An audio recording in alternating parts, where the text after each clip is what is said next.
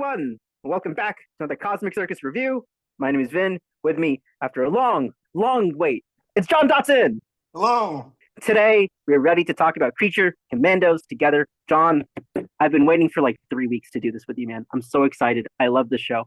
So I want to start from the top with just a couple credits. Showrunner, Dean Lorey, written by James Gunn, starring Zoe Chao as Nina Mazursky, Frank Grillo as Rick Black Sr., Sean Gunn as G.I. Robot and Weasel, David Harbour as Eric Frankenstein, Alan Tudyk as Dr. Phosphorus, and Indira Varma as the bride. Also, Maria Bakalova, Anya Charlotra, Viola Davis, Steve Agee. Music by Kevin Kiner and Clint Mansell. I love this show. I just did my instant reaction a couple days ago. John, what are your thoughts on the Creature Commandos? Okay, so I did not prepare much for this. It's been a crazy week, but what I will say is that it took a while for me to get involved with it. It took me a while because the show, the way that I described it in our Discord when we were chatting about it, it's building a car while the car is moving. It is like putting everything together while the tires are in motion. Mm-hmm. And it does it pretty well. Like it's like they're good like car builders as it goes along. Mm-hmm.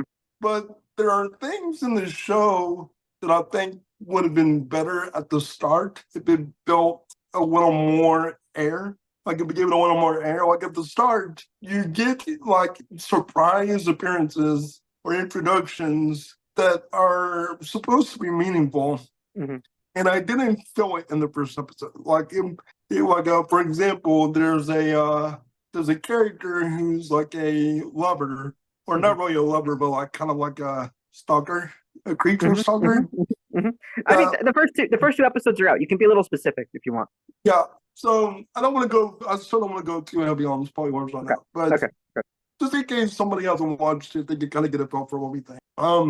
But there's a stalker that is like chasing a character. So I'm gonna say. And it's played like a big reveal at that first episode. And I was like, and at that juncture, I was like, why am I supposed to care right now? Mm-hmm. You know, like it was played like a Thanos reveal. And I was like, I don't know if I care yet. Yeah. Even though, but as it goes along, it is a pretty famous character in like general pop culture, right? Generally, you see it like, whoa, it's them.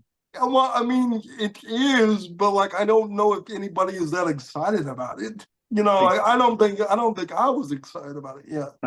Okay.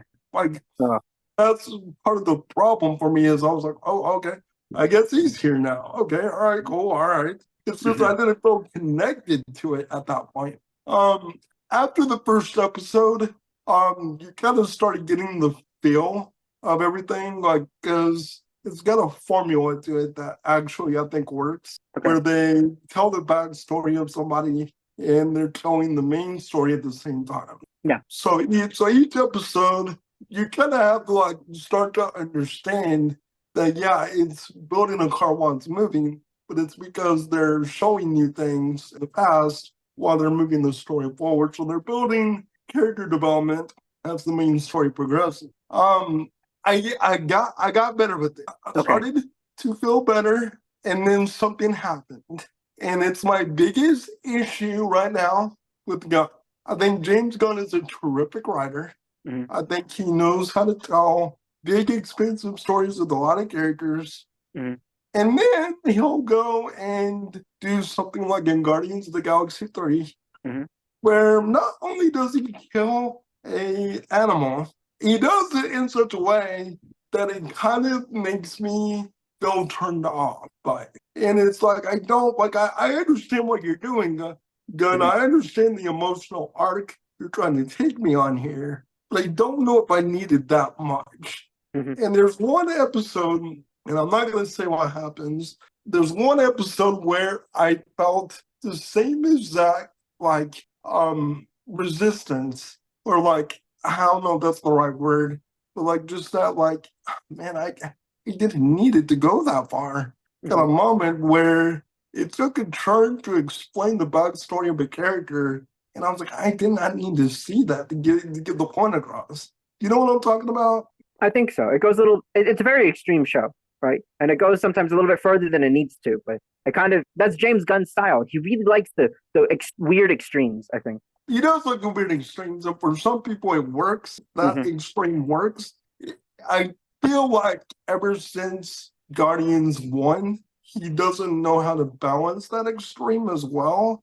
Hmm. And I feel like that can get a little too far. Like to the point that I'm like, man, do I want to keep going? Hmm. Do I want to keep going? Because it gets a little like just a little rough. Hmm. Beyond that, GI Robot is one of the best characters I think he's ever done. I love both Sean Gunn characters, GI Robot and Weasel. I really liked both. They're both great characters. Uh-huh. GI Robot, man, I love GI Robot, and honestly, it's got a really good like it's got really good writing, and honestly, if you could just find a better balance on those extremes, I would feel a little more comfortable Hmm. with things going forward. It just kind of worries me. I feel like when he's trying to communicate tragedy, that he kind of like puts his foot on your neck with that tragedy sometimes. Yeah. And I just Yeah. don't A know if little I need, aggressive. Yeah. yeah, I just A don't little. know if I need that. Hmm. I wanted So, to ask, I have an interesting question. So, like I said, I think the first two episodes are out now. Without spoiling, would you say you liked the beginning of the show or the end of the show better? I Does like does it get more interesting as it goes, or does it kind of fall off? it gets more interesting as it goes. It gets more interesting as it goes. I Hmm. think the middle is the strongest part for me, but there's a lot of fun to be had in the middle. Hmm.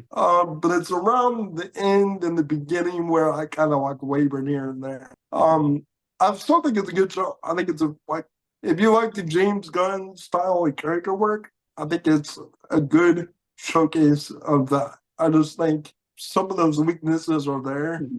that need to be reined back just a little bit, just a little bit. As Maybe far not a as lot, episodes just a little go, bit. yeah, as far as episodes go, I think my favorites were 4 and 7. I really like seven's the finale, right? I really liked the finale, and I really liked that middle episode. You know what I'm talking about? I really liked that one.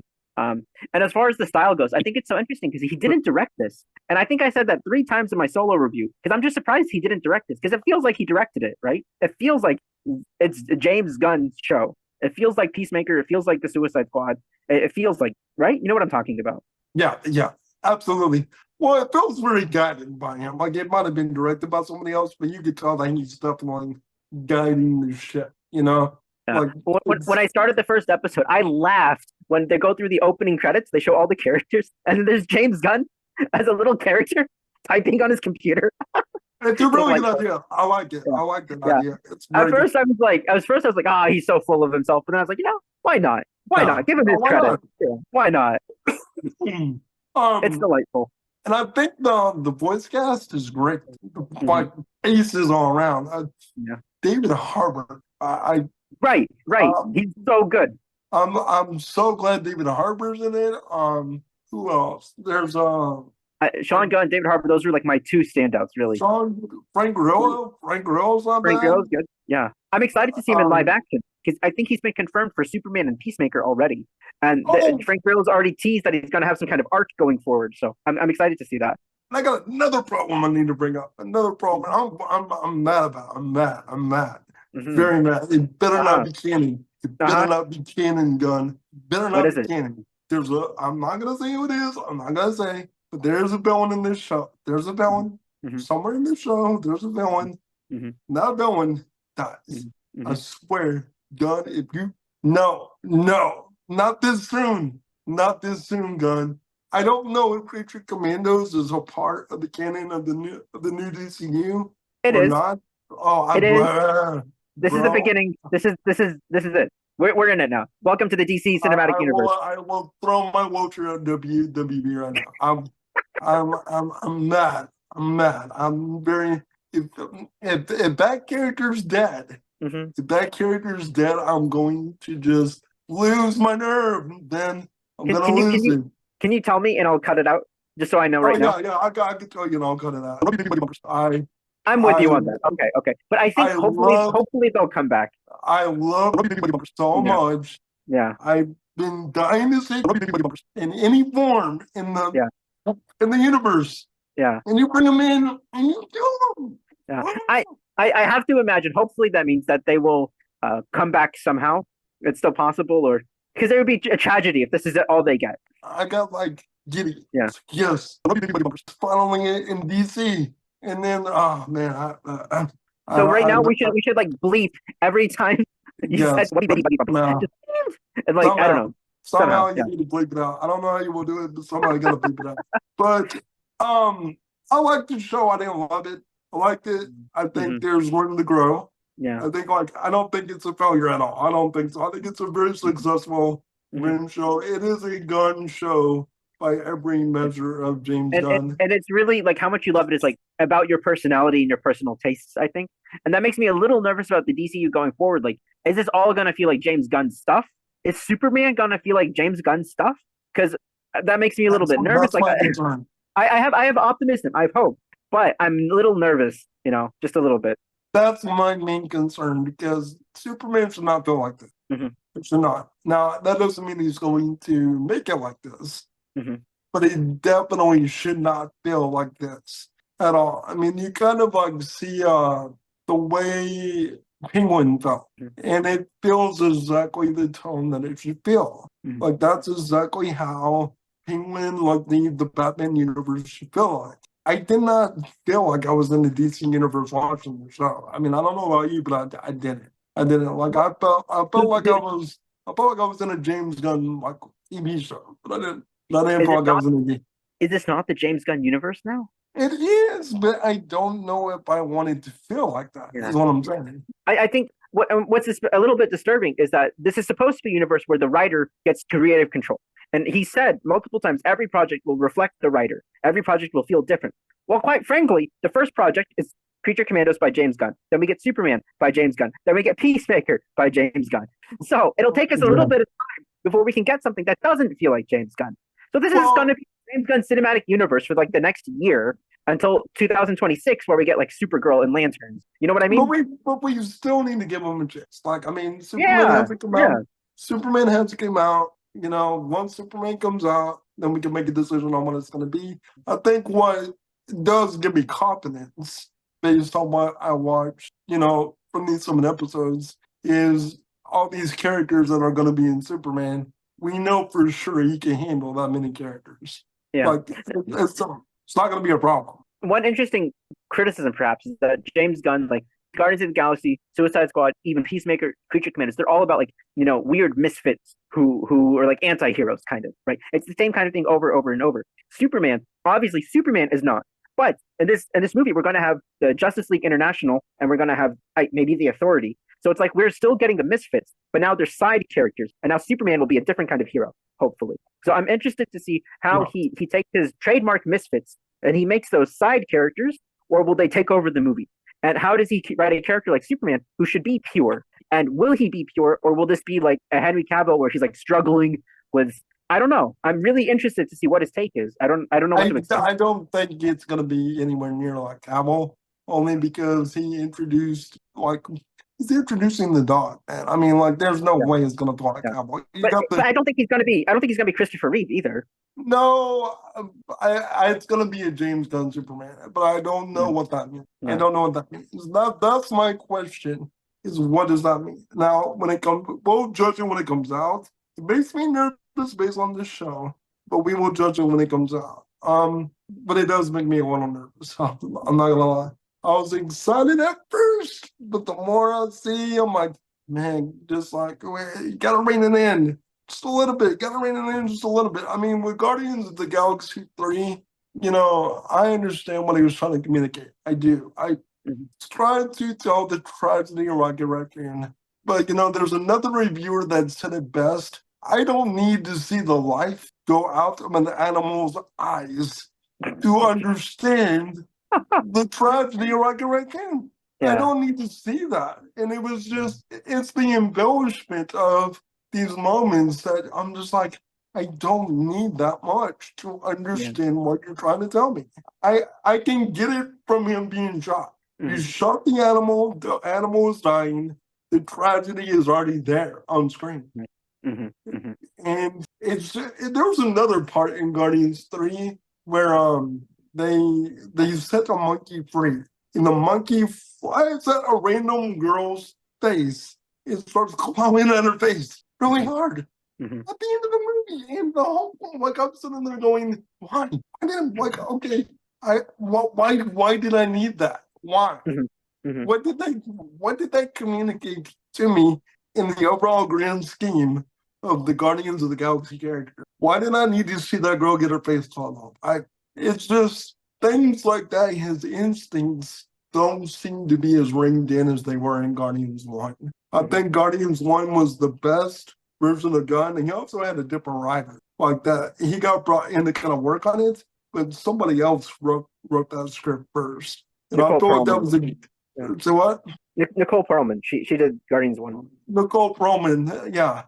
And I feel like you saw a good balance of that in I there. feel And like I also in just, Guardians 1, I think maybe he didn't feel as emboldened to make it as crazy as he could. I think he was just he was still trying to work within the Marvel framework. And then he's like, "Oh, this worked." And he used that like as like a blank check to go wild.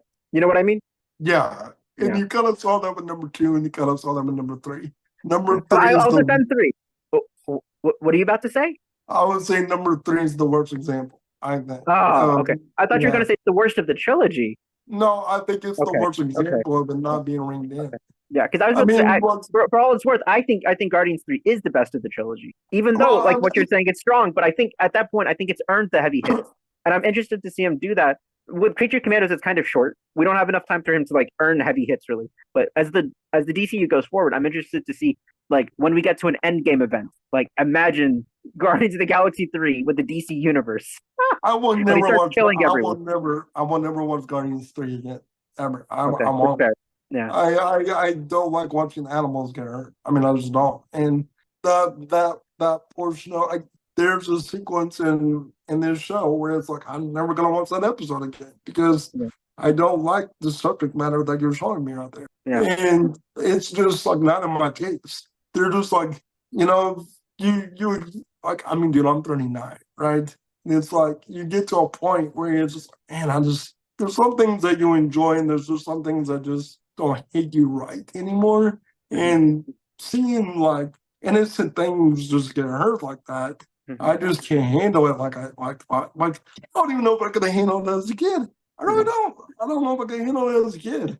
And Guardians is like kind of like a teenage franchise. But I will say that I love Rocket Raccoon. Mhm. I adore that character. I Mhm. feel like that is my spirit animal. Mhm. Like all the way through. I love him.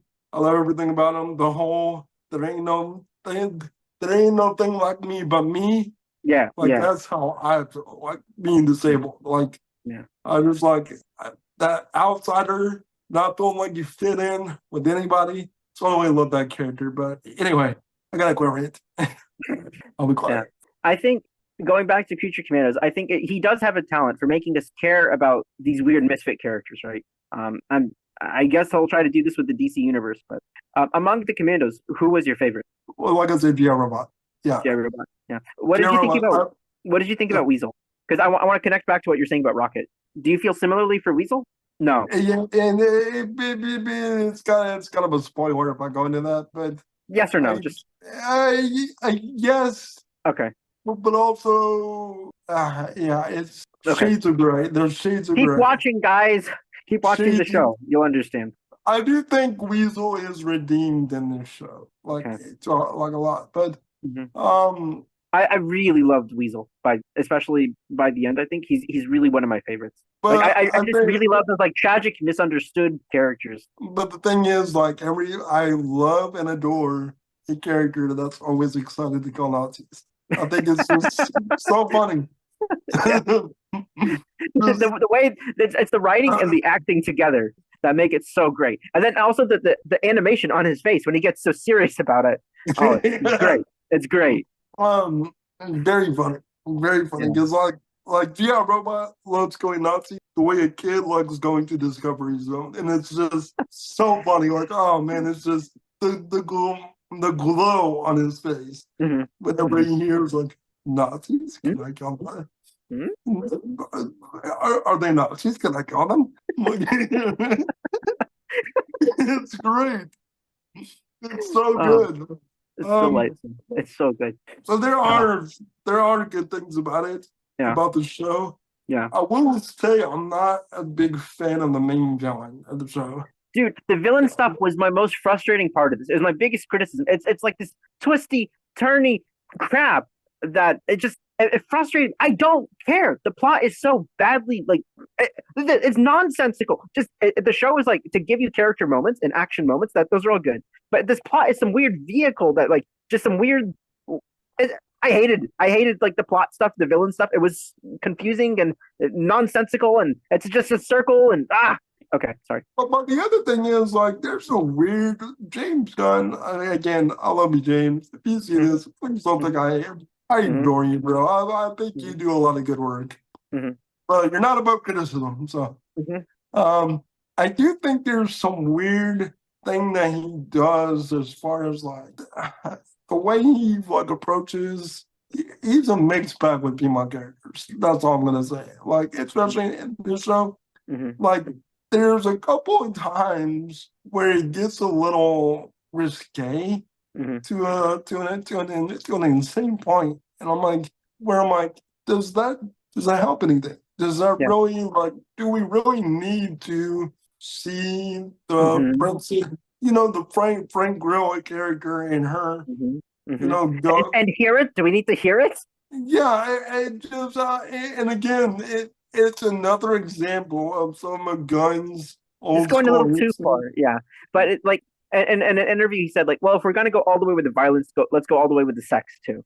But I think those are It doesn't need it. It just didn't need it. And I'm not against like sex. I mean, like it's so fine, but it's just like it feels beneath him now as a writer to rely on I don't want juvenile antics in a show, if that makes sense. And my issue, I think, is also like I don't know. I feel like if a teenager was watching this, like violence might be okay, but some sex stuff, I don't know. Maybe like I don't know. There's people draw lines differently. I don't know. So you may have to cut this out, or maybe bleep it out, because I don't want to do anything that might get us demonetized. But it kind of feels like there's parts of it that feel like Gunn before Disney. Now, I don't know if you know anything about Gunn before Disney. Trauma. But he did they were kind of funny, honestly. But, what was it? Romeo and Juliet, but Tromeo and Juliet. He did the Tromeo PG stuff. porn and stuff like that.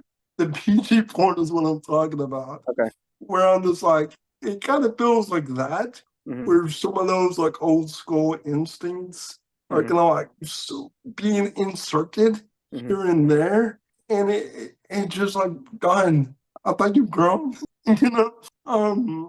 but I just don't know if I need all that now in his shows. I think the real test will be Superman, because the Creature Commandos, obviously you can understand these are like, this is a lot of like weird obscure stuff, doing weird obscure stuff. And you can expect it to get a little bit gritty and weird and a little unorthodox.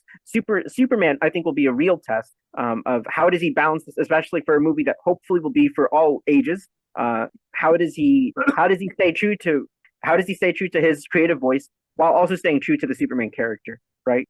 Yeah. Because it's easy to imagine, like, he could set up a dichotomy, like, okay, Superman is a good character, but then you have all these disgusting characters, and the disgusting characters do crazy, disgusting things, and then he could really go extreme with that. But that's not really in place in a Superman movie, right? I don't want another R-rated Superman movie. Again. No, I don't either. I don't either at all. And I do fear that we're going there. I do fear in some way. And on top of that, I mean, the one thing that I think that we both can probably give him a little bit of grace on is that it fits in tone with his universe, the Suicide Squad, and Peacemaker and all that. I think it fits in tone with that. It absolutely does, yeah. And it almost seems it almost kind of struck me is that he was dying to make a sequel to the Suicide Squad, and he was like, "Well, they're never gonna pay for that. Let's just make an animated show and call it Creature Commandos." Yeah. It kind of feels like the Suicide Squad movie that he would never make. Yeah. In my solo review, I called it Suicide Squad 3 or the Suicide Squad 2. Well, yeah. Well, there you go.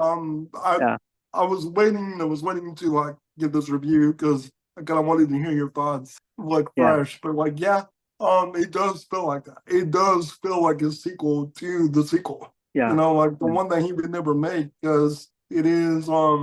probably would cost like $300-400 million just to produce like GI Robot, you know. But yeah, it is. Yeah, mixed bag, fun. I liked it. Didn't love it. I think One of my favorite things also that we haven't mentioned is the music. I really like the music a lot, both the score and the needle drops. I thought those were really good, and it has like a unique identity that even Peacemaker and Suicide Squad didn't have. And I'm looking forward to the music is Man really also. good. It feels like ska. Yeah, Like the yeah, yeah, ska yeah, band. yeah. But also, there's like needle drops that fit within that too. It all just it blends together really well. And I'm really looking forward to Superman to see what kind of soundtrack he gives that. Also, it'd be cool if each of these projects has its own like unique soundtrack that you can like listen to at home. I think that would be awesome. Agreed. Yeah, Absolutely agree. yeah. Anything else you want to add? Positives, negatives? I don't know if we had anything else. Fun shows, good time. Yeah, yeah. Overall, I Also, think this is nice because recently, I think in our last couple of reviews, you've been more positive on the thing, and I've been more negative. And now this is something where I think I'm a little more positive, and you're a little more negative. I think. I'm a little more negative. I do Yeah. think I would, if I were going to tell anybody watching, that if you're triggered by, I would give a trigger warning because there In is some, general, it's a bit triggering in general, but that's intentionally what James Gunn was going for. That's what John was talking about, like with the extremism sometimes. there's some like if that stuff in Guardians 3 did not work for you, the way the animals being killed, the way they were killed, if that didn't work for you, this ain't gonna do much better Mhm. for you either. If you were a And Nazi, this also might not be for you. I mean, I'm just saying Nazis. If you're triggered by you dying all the time, you might want to sit this one out and go watch whatever we all watch. If seeing Nazis die gloriously violent deaths, that's not your thing. You might want to, I don't know, go watch Rethink your life, Nazis. Rethink your life. Maybe right? Like Obi-Wan Kenobi. I want to go home and rethink my choices. yeah, maybe console a friend, and So, make, just make better choices on and YouTube, we're gonna call this chapter title like John's message to the Nazis. maybe consider Uh, doing things that are not Nazi stuff. I don't know, but John's anti-Nazi soapbox. We need we just need to play like patriotic music behind it, motivational. yeah, just saying, get out there and make better choices, Nazis. Just saying, just All saying, right. get out there and do good things, do good things. Anyway, Uh, I think oh, that's a good oh. note to end on. There's some cool cameos. There's some cool Easter eggs and stuff. I'm pissed off that some of the big stuff is already on Twitter because they put it in a trailer. They put some of what I'm talking about. They put some of those big shots in a trailer, and people already saw it, and it's all over the internet. Woo! There's some things that should I be surprises. I'm not sure because I don't spend much time on Twitter anymore, so I don't know. Okay, okay, but you can imagine what I'm talking about. You know the scene. Vaguely. There's a few scenes in there that are kind So of like, the one with Buddy. oh man, I forgot about that, man. I forgot about that. Yeah, Okay, but you know what I'm talking about. I know you're talking about that. Yeah, I Yeah, forgot about that. that they already put that in the trailer. It's already online. They probably because they're trying to get anybody to watch it because like God, it ruins the surprise. It ruins the experience. yeah, there's some other surprises and there's some other things in there. I think there are.